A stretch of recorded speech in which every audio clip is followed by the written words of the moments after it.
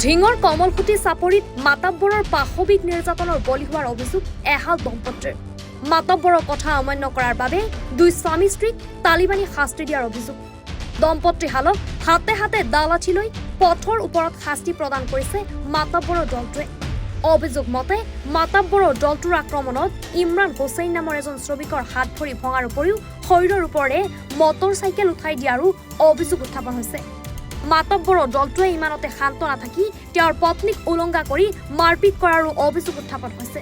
ভুক্তভোগী দম্পতীহালৰ অপৰাধ মাথো মাতাব্বৰৰ আদেশ অমান্য কৰা, মিছা অপবাদ দি মাৰপিট কৰে আনোৱাৰ হুছেইন ওৰফে আনাৰুলৰ নেতৃত্বত চিৰাজ আলী, জহিৰুল ইছলাম আৰু আব্দুল জলিল সহ কেইবাটাও মাতাব্বৰে।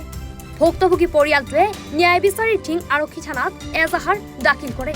এজাহাৰ দাখিল কৰাৰ 7 দিন অতিক্ৰম কৰিলে যদিও আজিলৈ আৰক্ষীয়ে কোনো ব্যৱস্থা গ্ৰহণ নকৰাৰ অভিযোগ। আমাৰ নাম আব্দুল জব্বাৰ। সিদিনাখন যিটো মাৰপিটৰ ঘটনা হৈছিল, স্বামী স্ত্ৰীহালক মাৰপিট কৰিলে, কোনে কোনে মাৰপিট কৰিলে? এই ইমৰান আৰু ইমৰানৰ মাইকীজন তাত সেই গৈছিল এই বাটা যাবলৈ, সেই ৰাস্তাত জলিলে ঘৰৰ সন্মুখত নদী থাকি সিহঁতে লগ পালে মানুহ 9জন কিনে বহি আছে, সেইটো গম নাপায়। তো আনাৰলৈ কৈছে গাড়ী লৈ পেলাই ইয়াহেৰা পিছত সেই বাইক আছে, বাইকত খুন্দা দি আছে, খুন্দা দি তাত পেলাই দিছে। পেলাই দিলে পিছত বাদে সেই 9জন মানুহ জলিলে ঘৰৰ পৰা ওলাই তাত সেই মাৰপিট কৰিছে।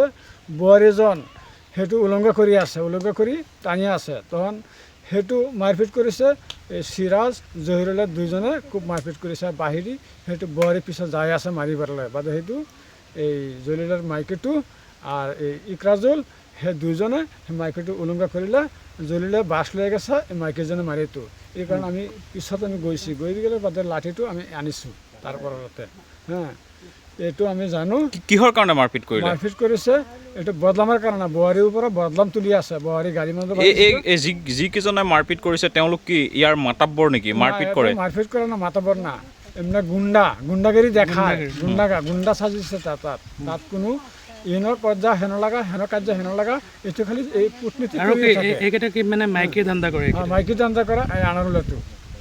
পুলিচে কি তেওঁলোকক এতিয়ালৈকে ধৰা নাই? পুলিচে আহিছে পুলিচে ইনকুৱাৰী কৰিছে, নাপায়।